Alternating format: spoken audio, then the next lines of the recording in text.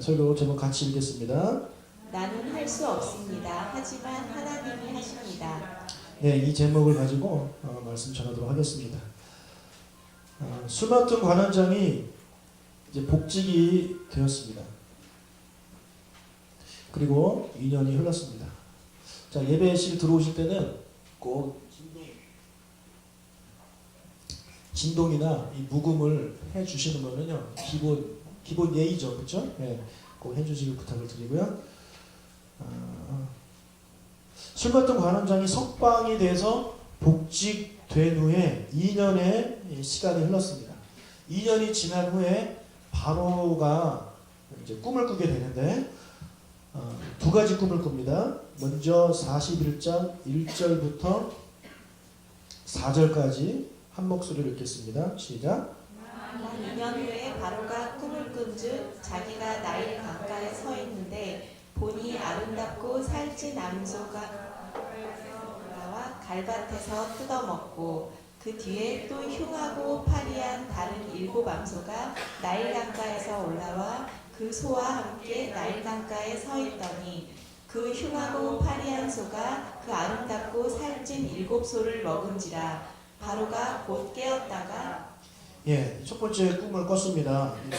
소와 관련된 그런 꿈인데 꿈이 좀 이상하잖아요, 그죠? 예, 흉하고 파리한 소까지 등장해서 좀 꿈이 이상합니다. 자, 그리고 나서 바로 잠들어서 두 번째 꿈을 꾸는데요. 5절부터 7절 읽겠습니다. 다시 잠이 들어 꿈을 꾸니 한 줄기에 무성하고 충실한 7 이삭이 나오고 그 후에 또 가늘고 동풍에 마른 7 이삭이 나오더니 그 가는 7 이삭이 무성하고 충실한 7 이삭을 삼킨지라 바로가 깬즉 꿈이라. 예, 이 두 가지 꿈은 나중에 마디 예배 때 정확하게 한번 자세히 보시고요. 자, 이런 꿈을 꿔서 마음이 이제 번민해진 바로가 전국에 사람을 보내서 점술가와 현인들을 불러 해몽을 하게 했는데 아무도 그 해몽을 해줄 수가 없었습니다. 여러분, 당시 최고의 그런 선진국이 바로 애굽이잖아요. 이집트잖아요. 지금 이 시대에 똑똑하고 지혜롭고 소위 말하는 잘 나가는 사람들은 다 어느 나라에 가 있습니까? 예, 미국에 많이 가 있죠. 예, 대부분 뭐 훌륭한 노벨상이라든지 뭐 경제라든지 이런 곳에 앞서져 있는 사람들은 많은 사람들이 이제 미국에 가 있습니다. 그러니까 그런 사람들을 흡수해서 미국이 강해지는 거고 또 그런 사람 때문에 미국이 더 강해지고. 그래서 이 당시에도 이 이집트가 가장 강대국이었기 때문에 유학도 그리로 많이 가고 그리고 돈 벌러도 많이 가고 똑똑한 사람들도 많이 가고 그래서 나라 전체가 훌륭한 사람들이 많이 있었다는 거죠. 그런데 단 한 명도 이 꿈을 해석할 수가 없었습니다. 답답한 그때에 술 맡은 관원장이 드디어 2년 전에 자기의 꿈을 제대로 해몽해 주었던 요셉이 생각이 나서 바로에게 요셉을 소개합니다. 제가 감옥에 있었을 때 꿈을 꿨는데 요셉이라는 한 청년이 제 꿈을 해몽해 주었는데 그대로 되었습니다. 그래서 이제 요셉을 소개하죠. 그랬더니 바로가 그러면 즉시 그 청년을 데리고 와라. 그래서 이제 요셉이 드디어 오랜만에 바깥 공기를 마시게 되었습니다. 바로는 요셉을 불러다 놓고 다음과 같이 말합니다. 15절을 읽겠습니다.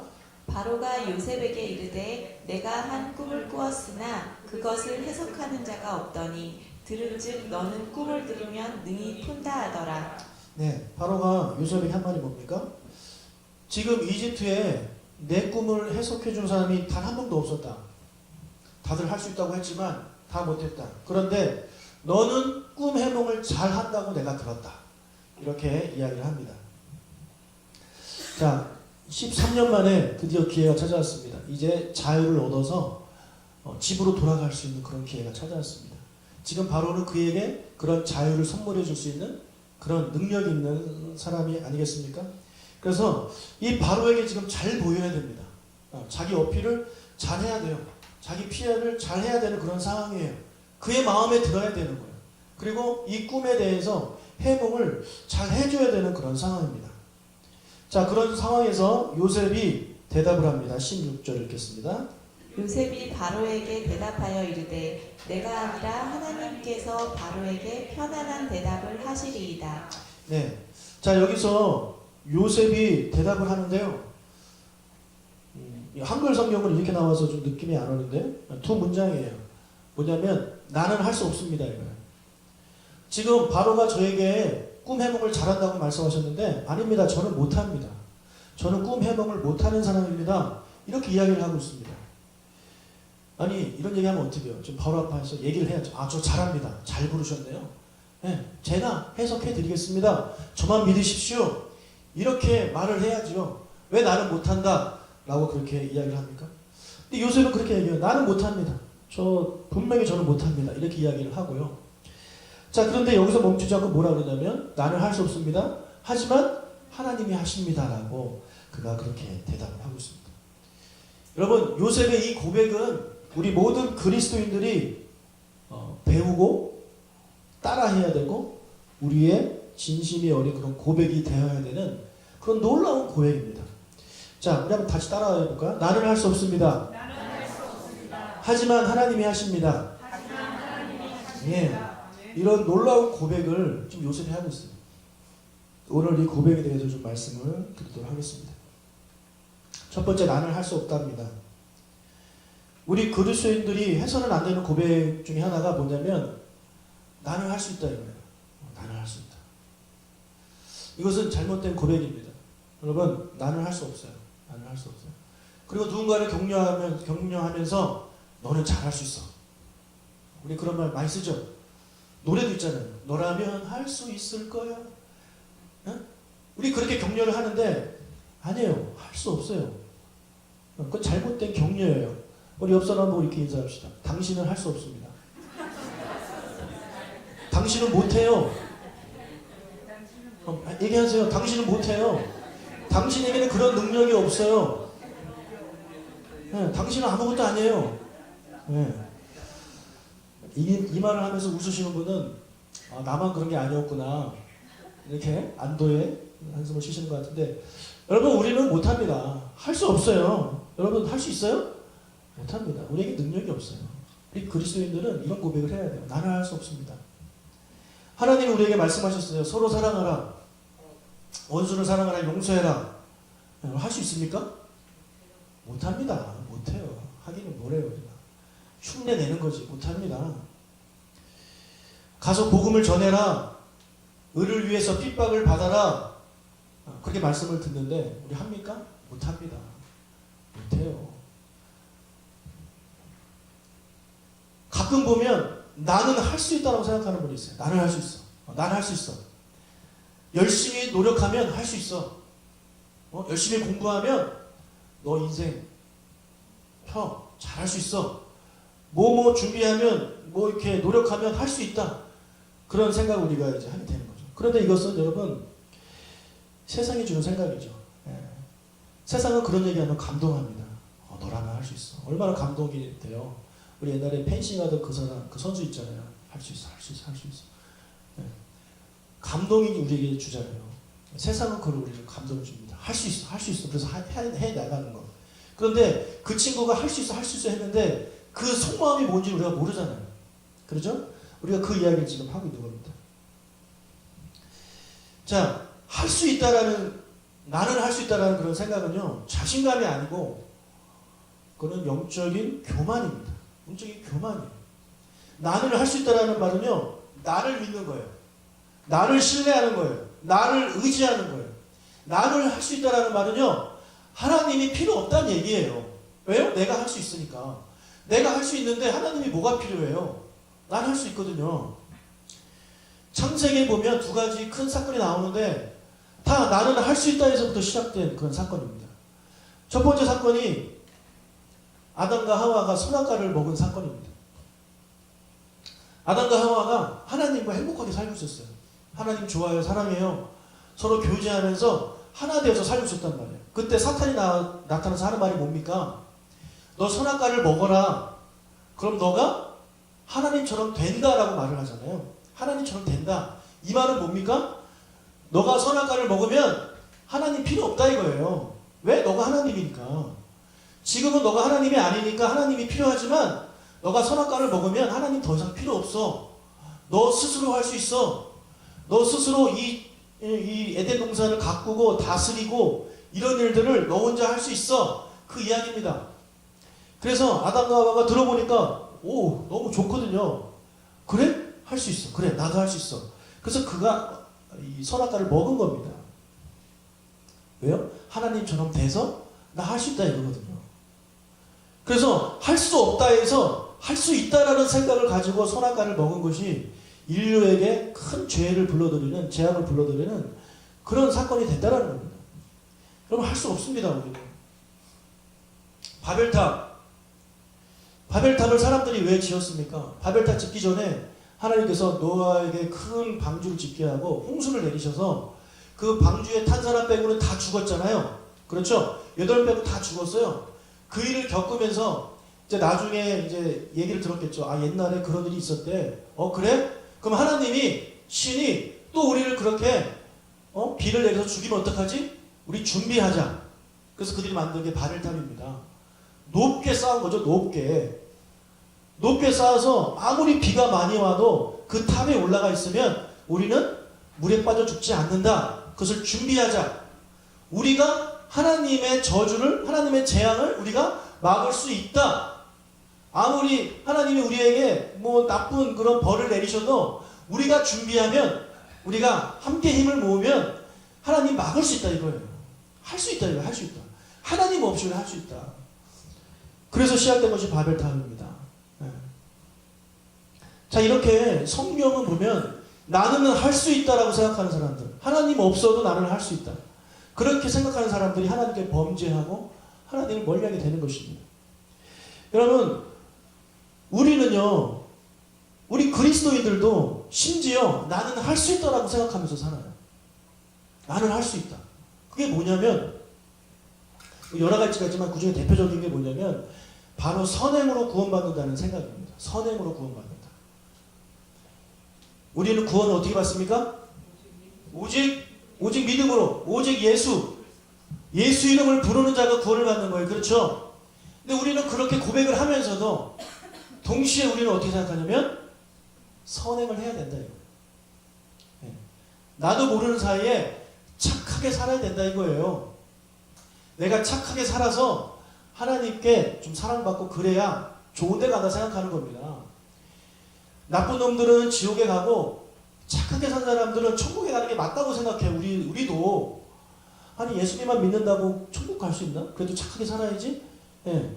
물론 예수 믿는 자가 착하게 살아야 되는 건 맞아요. 하지만 착하게 산다고 예수 믿는 거가 되는 것도 아니고 착하게 산다고 천국 가는 게 아니라고 성경은 말을 하고 있어요. 그런데 많은 그리스도인들이 구원의 확신이 흔들리는 이유가 뭐냐면 나의 구원의 근거를요 행위에 두고 있기 때문에 그래요. 행위.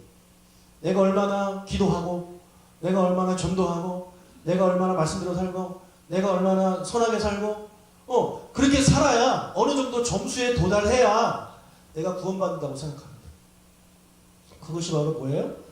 내가 나를 스스로 구원할 수 있다는 생각이에요. 여러분이 아무리 발버둥 치고요, 아무리 여러분 살아보십시오. 불가능합니다. 못합니다, 여러분. 못해요. 우리는 할 수 없어요.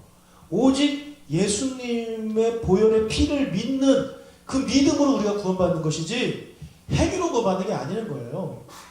천주교가 잘못된 게 뭐냐면 행위를 강조하기 때문에 그렇습니다. 행위를 강조합니다.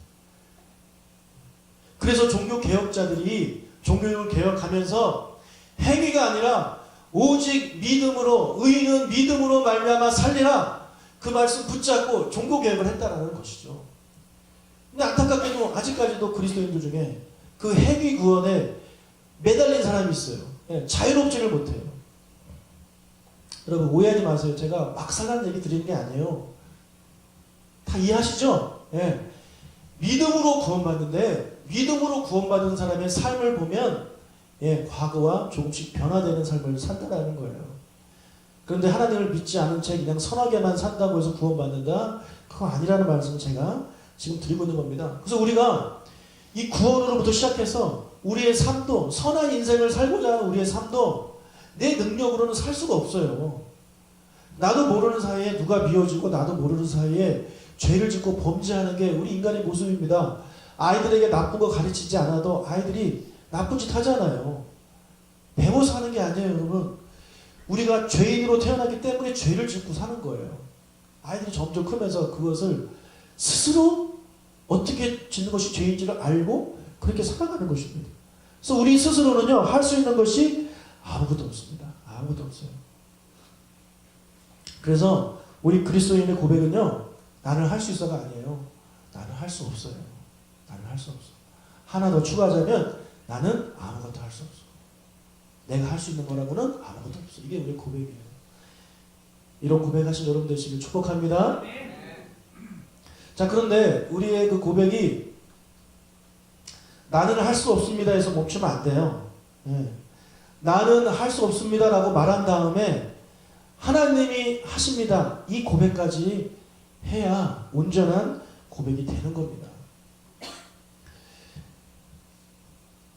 자, 나는 못해요. 나는 할 수 없어요. 하지만 하나님이 하십니다. 이 말이 무슨 고백입니까? 나는 못하니까 안 하고 하나님이 나 대신 한다. 그 말입니까? 나는 공부를 못하니까 공부를 안 하고 대신에 하나님이 나를 내가 원하는 대학에 보내주실 수 있다. 그 얘기를 하는 겁니까? 아닙니다. 나는 못해요. 나는 공부를 못해요. 수능이 앞뒀으니까 그 얘기를 하자면 나는 공부를 못해요. 잘 못해요. 그래도 내가 열심히 해야 되는 거죠. 열심히 하는 거예요. 그리고 내가 예수님을 믿고 하나님을 의지하면서 공부를 하는 거예요. 그런 자가 이런 고백을 한다는 거죠. 내 능력으로는 할 수 없지만 내 안에 계신 하나님의 능력을 할 수 있다는 거예요. 나는 부족하지만 하나님의 힘을 힘입어 할 수 있다는 거예요. 내게는 하나님이 필요하다는 거예요. 여러분, 이것은 믿음의 고백입니다. 믿음이 없이는 저 고백을 절대 할 수 없습니다. 앞에 고백은 할 수 있어요. 내 자신을 잘 알면 앞에 고백은 할 수 있어요. 목사님 저 못합니다. 하지만 믿음이 없이는 저 뒤에 고백은요 절대 못하는 겁니다. 자, 저 고백은 나를 의지하지 않겠습니다. 하나님을 의지하겠습니다. 그런 고백이거든요. 다윗 이야기를 좀 하겠습니다.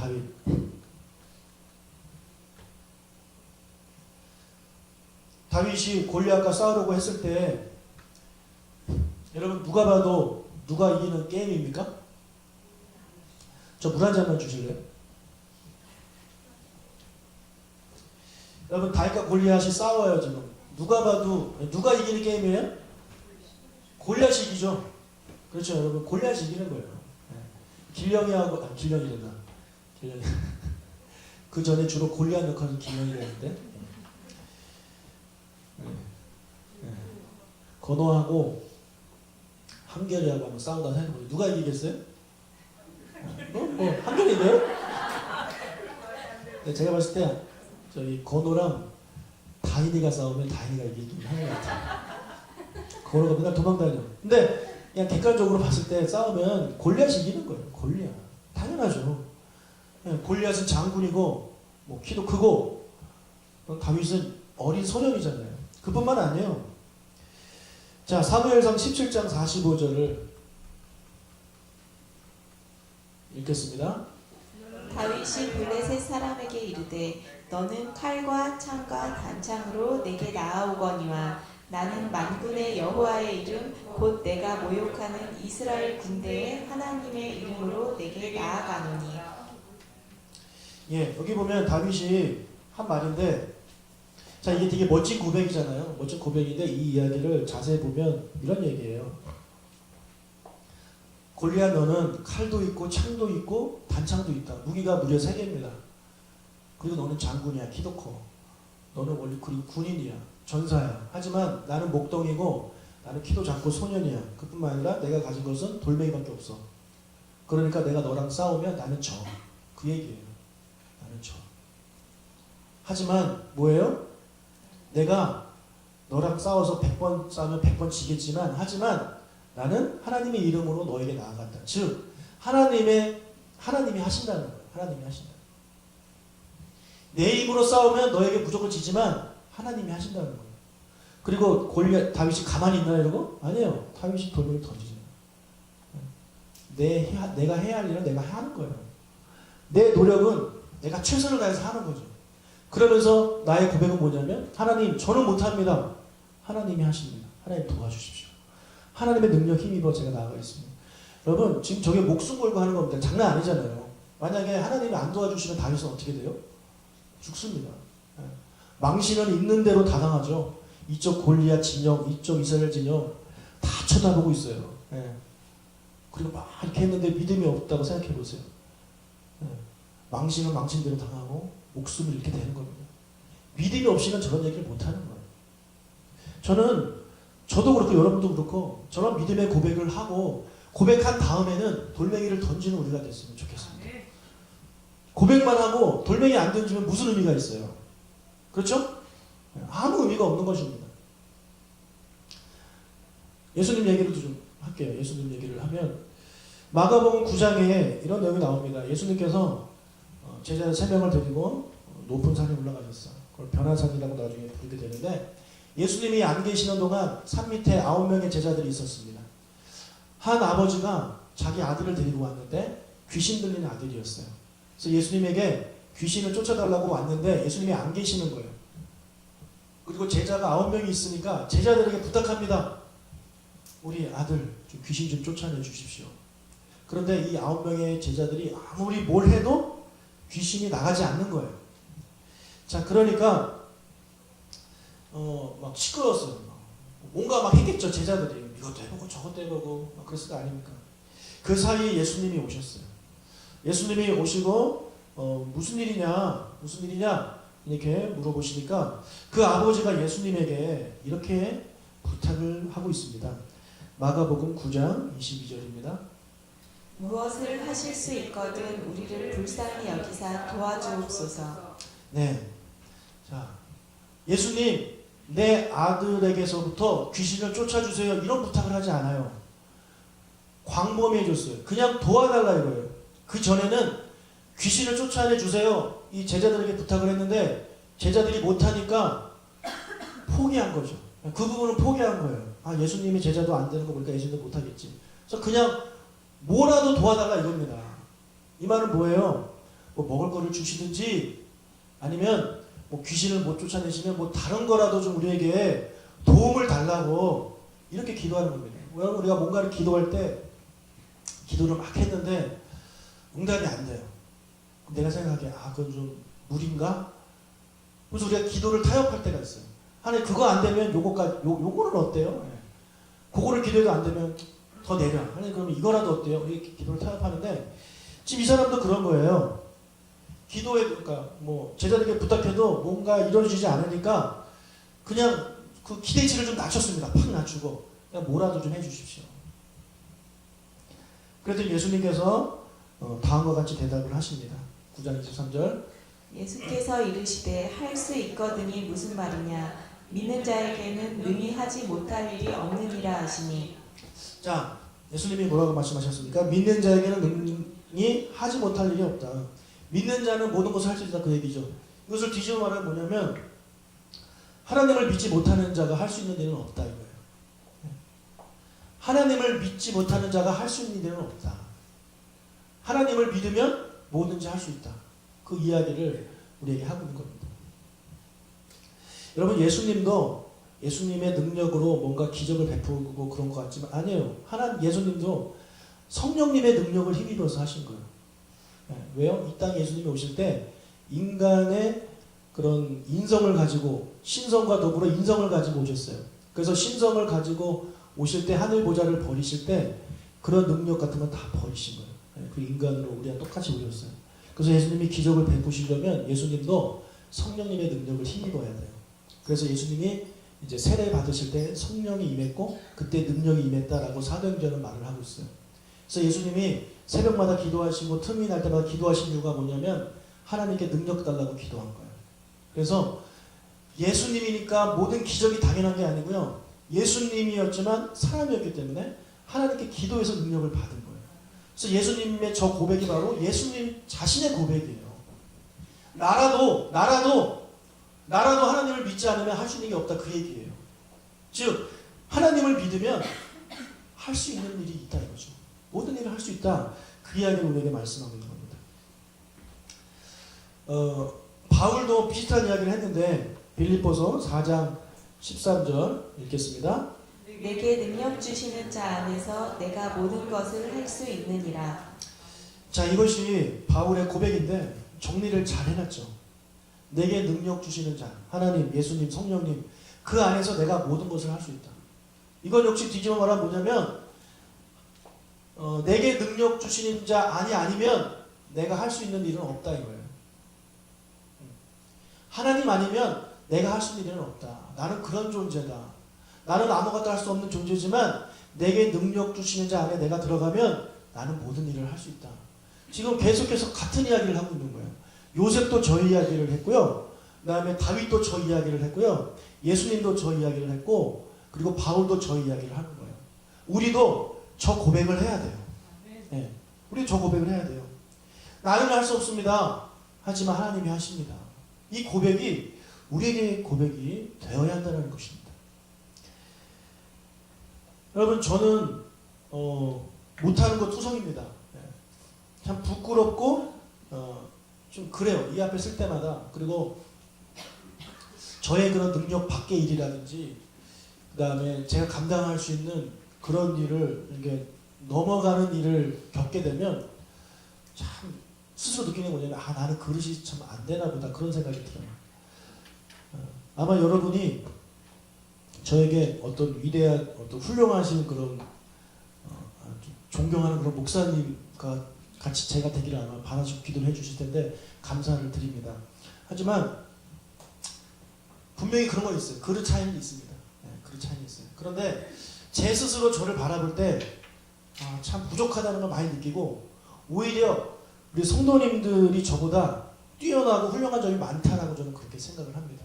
그래서 제가 설교는 앞에서 하고 있지만 저보다 설교 말씀대로 더 사시는 분들이 여기 앉아 계세요. 제가 여러분과 좀 남은 게 있다면 성경에 대해서 공부를 좀 더 했다는 거? 아니요, 그것도 아닐지도 몰라요. 여러분 중에 저보다 성경 해석 더 잘하고 본문 해석 더 잘하고 말씀도 더 잘하고 그런 분이 계실 수도 있어요. 네. 하지만 그게 안 되는 제가 나와서 이렇게 하고 있으니까 가끔은 그것을 감당할 수 없는 무게가 저를 누를 때 되게 힘들어요. 제가 처음에 이제 신학교를 가기 전에 저희 아버지가 저를 위해서 기도하시면서 고3 때였죠. 고3 때. 너 총신대를 갔으면 좋겠다. 제가 못 갑니다. 제가 얘기해요. 아버지 저는 할 수 없습니다. 왜냐하면 제 자신을 잘 알거든요. 제가 생각하는 목사의 그게 딱 있잖아요. 제가 생각하는 목사. 그래서 목사님은 이래야 되고 이래야 되고 이래야 되고. 근데 그 중에 제일 자신 없었던 게 뭐냐면 목사님들은 말을 잘해야 되는데 저는 말을 못하는 사람이었어요. 그래서 모세가 나는 입이 둔한 사람입니다. 그런 고백을 하고 못합니다 했을 때 저는 그것이 정말 제 마음에 와닿아요. 그 누구보다도 제 마음에 와닿아요. 제 주위에 보면 말 잘하시는 분들 정말 많아요. 저는 너무 말을 못했어요. 말을 못하는 정도가 아니라 말을 너무 심하게 더듬어가지고 사람 앞에 서는 게 부끄러워 자신이 없는 그런 사람이었어요. 그래서 사람들 앞에서 말을 안 해요. 예. 왜냐하면 나의 그런 부끄러움이 드러나기 때문에 말을 못하는 그냥 듣기만 하는 거예요. 듣기만.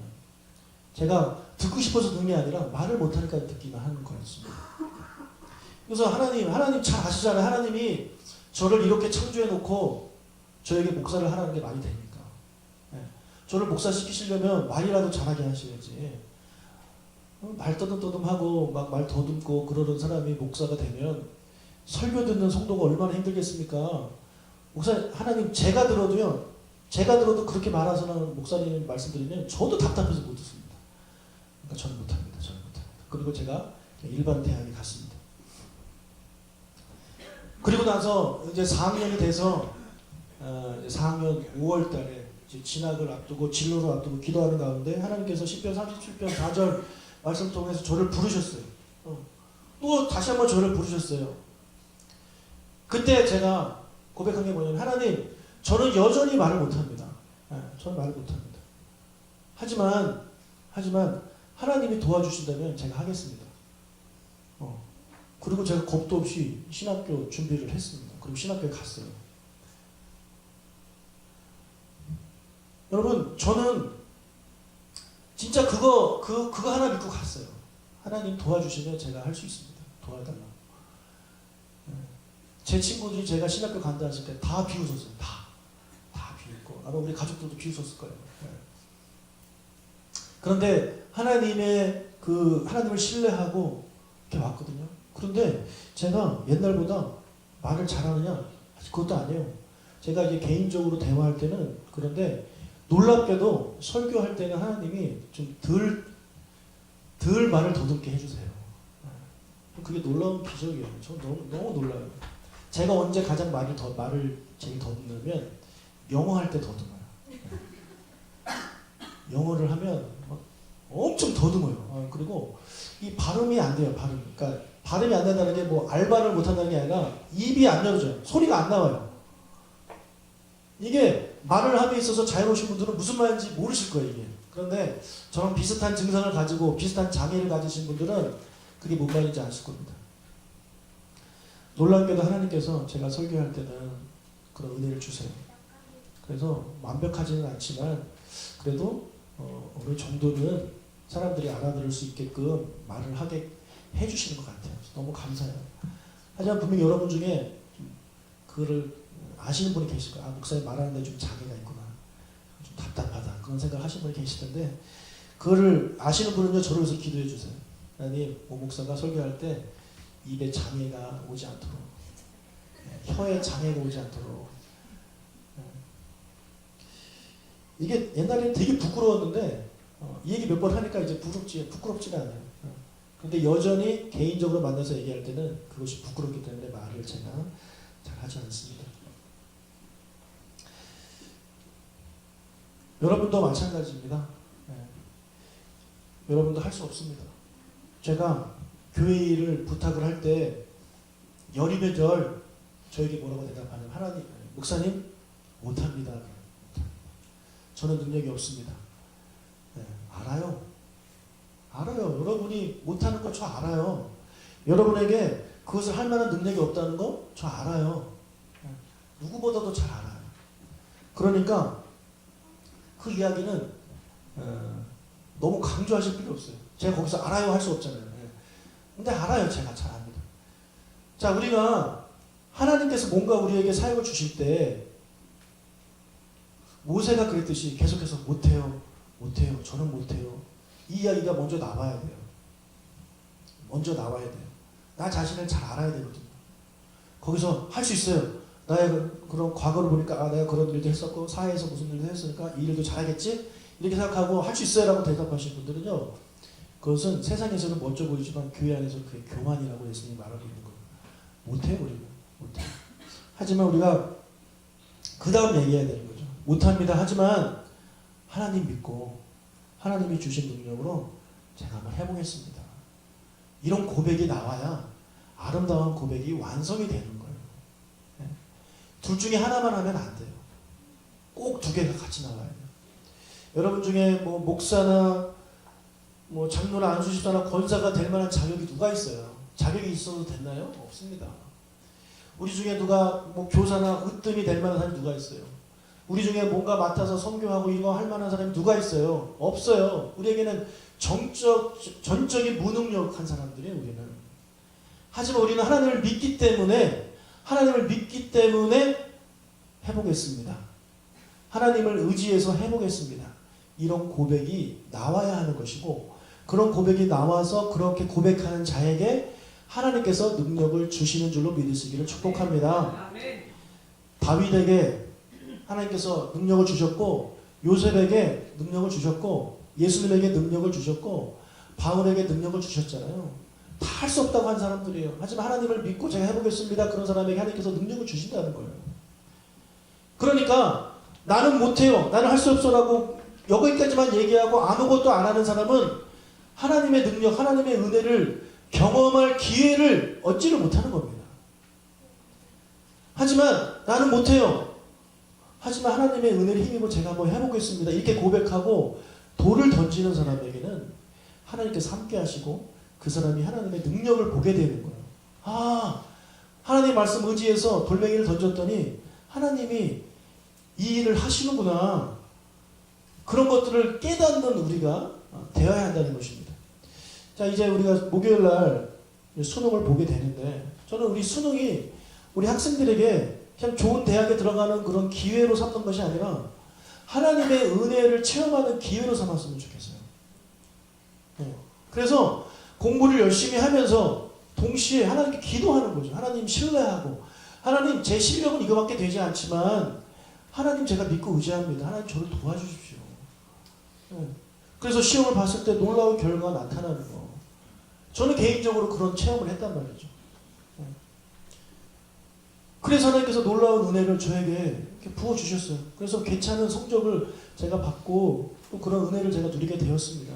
그래서 저는 우리 학생들이 저 은혜를, 이 수능이라는 그것을 하나님의 은혜를 삼을 수 있는 그런 골리앗과 다윗이 싸움을 벌였던 그 전쟁터의 그런 환경으로 삼고, 거기서 하나님을 믿고 신뢰하면서 공부하고 시험 봐서 하나님이 그를 도와주신다는 사실을 이렇게 체험하는 그런 기회가 됐으면 좋겠어요. 고3 때 저 은혜를 체험해 보세요. 평생 갑니다. 절대 못 잊습니다. 제가 못 잊듯이 아이들도 못 잊는 거예요.